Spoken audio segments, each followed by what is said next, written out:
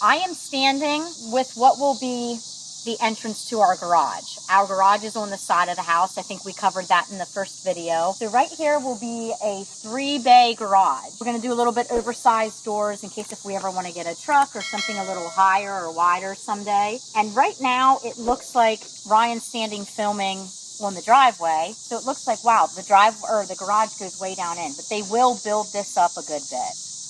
And then there was forms here is what they call them. The concrete people or the foundation people came in today. So they put forms, like you can see there's a perimeter of concrete. They have to start there in the basement. They also do that it has drainage, and we'll go down and show you that here too. And we'll even put some videos up probably later. We were up here filming earlier today, the actual concrete truck, and how they stretch a big arm out and pour all the concrete is really awesome. So we'll try to put some of that up on this video here later. Let's go down into what will be our basement and check out some more. Okay, so we are down in what will be the basement, and we were just standing up there a minute ago on the other side of the garage. So this will be where the garage wall ends and the house starts. And I stand corrected. My husband just informed me. These are actually called footers. So, and down in the basement, they actually have little slits in them, and I guess it somehow helps with the drainage, and they somehow slant it because we're going to have a sump pump over in the corner behind my husband that the water slant that way and drain and pump in if we would get water in the basement. So we'll try to flash a picture up here in a minute. Right in this area here had actually caved in, ton of ground, all on top of the forms they had set. We got a ton of rain the other night. I kind of have a hodgepodge outfit on here, but it's kind of a muddy mess. It's drier now, but it's to the point that I need to wear boots here. It just dumped it and dumped it. Hard rains for like an hour or two. Okay, so we're restarting here. I think the train of thought I was on. My mother-in-law just actually dropped by. She saw us up here. I don't think she realized we were filming. And she just lives in the farmhouse just down the road. So this is their farm. So Mom and Dad, if you're watching this, thank you for letting us build a house right here. So we owe a huge thanks to them for letting us plop a house here in the farm. But anyway, I think what I was saying was when this wall had caved in and kind of crushed some of the forms they had set up here, Ryan had told me when we took a little break here, I think we got like 1.25 inches in an hour. So it was dumping it, and it was a muddy mess up here. There was a couple of different areas I think that had, like the walls had caved in, and there's still like a really muddy spot in the middle over there. At least now it's pretty solid. So anyway, they filled all the forms in today, and then if you want to pan over there, this is not just because we're crazy and weird, but it's a big, you see L shape. If you pan up there, it's a big L shape. This is actually where I'm standing, will be under the front porch. And yes, it is huge, I know. But the house we used to live in that we sold, and now we're currently renting until we get this house finished, which we're just running down the road. All a total God thing. We'll probably cover that in another video, how this all worked out. But the house we came from had like a cold cellar or foundation under the porch. And it's really awesome for storage. I'd like to do canning and preserving. So I used to keep like muscle racks in my old one in the house we came from with all my canned goods, like potatoes, onions, because this will all pretty much be underground. So we might section part of it off as like a true cold cellar to keep like potatoes and onions, because I'm sure we'll do a garden again. Okay, I also want to show over here too. So I think about where I'm standing, there should have been steps, like there would have been concrete steps built in through here and slowly going up to the outside with Bilco doors, like the doors that open up like this. You know, if you were on the outside, you take it and pull it open like this. But as you can see here, not quite as bad right here, but how much limestone they hit.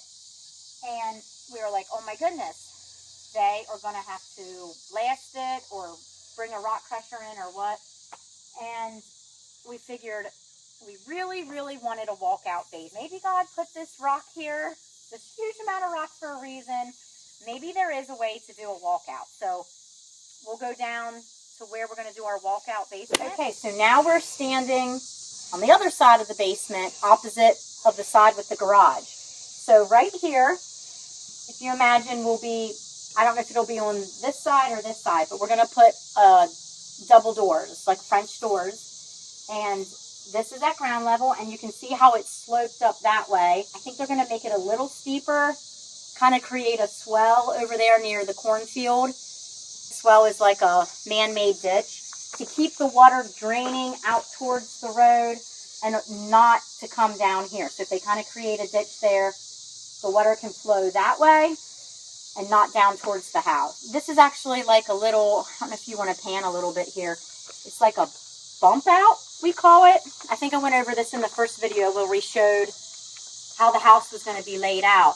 This right here I'm standing, I guess this is where, this is in the basement, but right above us will be where our bed will be, our master bedroom. So imagine right above me is our bed. So, and it's not going to be, this portion isn't going to be 2-story, but we just thought to give a little bit of character, we're going to do a 1-story bump out. And then just because of how things were with the land to even get the walkout basement, we really can't grade this off. We're going to have to just do retaining walls. Okay, so back on the retaining wall here. So this is all going to be retaining walls. I'm 5'3", so you can imagine, and I'm standing on just the base they started pouring today. So you can imagine how high this is going to be. We're not going to be able to grade this off. It's too hard to explain, but it's just how the land is and how we had to do this. So imagine up there, we are going to have to put a fence. For one thing, for it to pass inspection, when the inspector comes through, or railing, I guess I should say. And another thing, we have 5 children, and if you haven't noticed, we have a 6th one on the way. He's probably getting pretty obvious by now. For safety even too, even if it wasn't required, that is a long way for a child to fall. I guess they'll have to set some sort of forms, and then they're going to almost build just like a foundation wall. It's going to be like a vertical concrete wall here. So we have the option, we could just leave it concrete. We could stone it. We may pick stone that matches some of the stone highlights of the house. Or what we really wanted to do to save money was they have these forms they can use that make like a brick imprint. And then we could have stained the concrete and we wouldn't have had to buy stone and it would have looked kind of nice. But the guys doing our foundation, I don't think they have them. So we're either going to leave it plain and stone it later or just foot the bill and buy matching stones so the house all matches. So anyway, this is going to be, and I hope this is dry enough and can hold my weight. Oh, I don't know if it's just in my head, but I feel like it's getting softer. It's actually going to be a step up. I guess it's going to be a little bit different level. This wall will, of course, be a little bit higher than this wall right here. So I don't know exactly how it's going to look at the end. I guess the top of the wall is going to be completely flat, and this will be a higher wall, and then this will be a shorter wall. Because obviously this hill kind of grades off. So we'll show you that later. I don't really know how else to explain it other than that. And we have the same thing going on over here. It's going to be soft. That wall's going to be soft because it was just poured this evening. Oh, so don't go in there. Okay. Same thing over here. We're going to need to do a railing, but I think that'll look okay. It's kind of off to the side in the back. And then I forgot to say earlier too, when the house is built, I'll be standing here somewhere. The doors are going to go here so I can walk into the basement right here. We actually had said we wanted it as a step up into the house from ground level right here, just to allow an extra protection of water. So we thought if those doors are literally right down at the ground, it's all the more chance if there's a heavy rain and that swell isn't so swell that, you know, if water comes down here, comes pouring right up against the door, it's all the more, you know, easily that water can get into your basement. So we thought if the doors are just a step up, it's an extra layer of protection. So our builder, which he's been awesome, we decided I think we're going to do like some stones and then crushed gravel on top of it.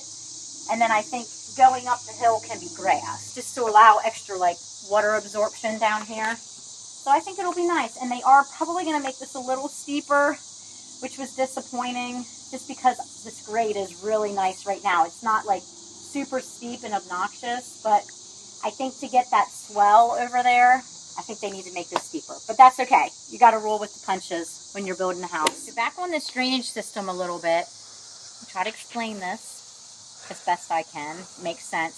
So I think I alluded to this a little bit earlier. This over here is just a little bit more downhill. At least the forms are more downhill. So they have little slits. I don't know if you want to show them up close how our lighting is. It's starting to get dark. There's little slits on the side and on this side so that the water can go through that, and it can go pretty much from anywhere in the basement. I guess there's a pipe under here, and drain and flow to gravity to this final corner over here. I'm standing what's going to be our cooled cellar. So our porch is just slightly, remember this is under the porch, this is just slightly like a wraparound porch. So up on the porch we'll probably do a porch swing up above here. So you can see down here, like this is about where our sump pump's going to go. And you can see the pipe right here. If any water comes in or dampness or whatever, should all eventually end up right in this area where the sump pump will go. And then it'll be run the pipe out this way somewhere, right? Mm-hmm. And then I am standing, this is actually looking straight out at the road here. I know you can't see it from here, and the lot naturally kind of goes downhill that way. So the water will be pumped out away from the house, downhill. You always want, like if you have a good builder, of course they're going to realize this, you always want to grade your ground away from your house. So like if this is the front of your house, you want the ground to go naturally like this. So water always wants to flow away from the house. Versus if this is the back side, you want the grade to go like that naturally. It comes up all the time in home inspections. Like when I'm selling real estate, if a house is graded where the ground is sloping in towards the house, you can very easily have a water problem in your basement because the water naturally wants to flow towards the house and end up in the basement. So it's something I guess we're a little wiser to these days when we build houses. This week, the next thing on the agenda is they're going to bring out a bunch of crushed stone to put on the basement floor before they pour the concrete on top of it. And I guess all that crushed stone underneath it will allow the water to flow through these inside little slits here to get to the sump pump and out. I think that's about it though for this video until we have something else exciting to update, but we're super, super excited. I stand up there where it's really high above the garage and just look out, the beautiful view of the mountains, and I just feel like I have to pinch myself. I cannot believe this is happening. This has been a long time coming. I know I keep saying this, but we'll get to this in other videos. We'll kind of tell our story, how we got to the point to be able to build, how you go about getting permits and all that kind of stuff. But the house started getting built a little bit sooner than we could get some of these videos made, how you get started. But when things slow down with the house, you know, once they get it framed up, sometimes you're waiting on certain jobs to get done. We'll probably have time to do some more of those kind of videos and a little bit more explaining how to get started and helpful tips and things like that. So thank you for watching, and that's it for now.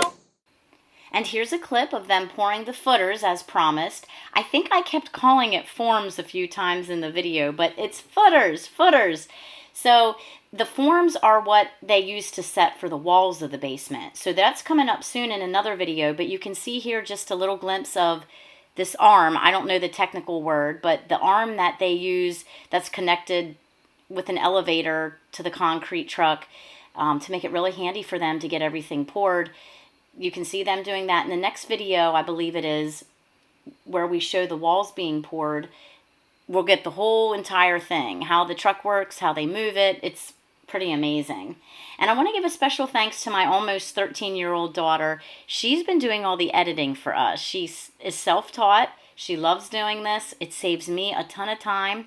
So we have a little deal worked out with her. We do the filming, she does the editing. So good job, honey. And don't forget to hit that subscribe button and put a comment below if you have questions. I'm sure you will.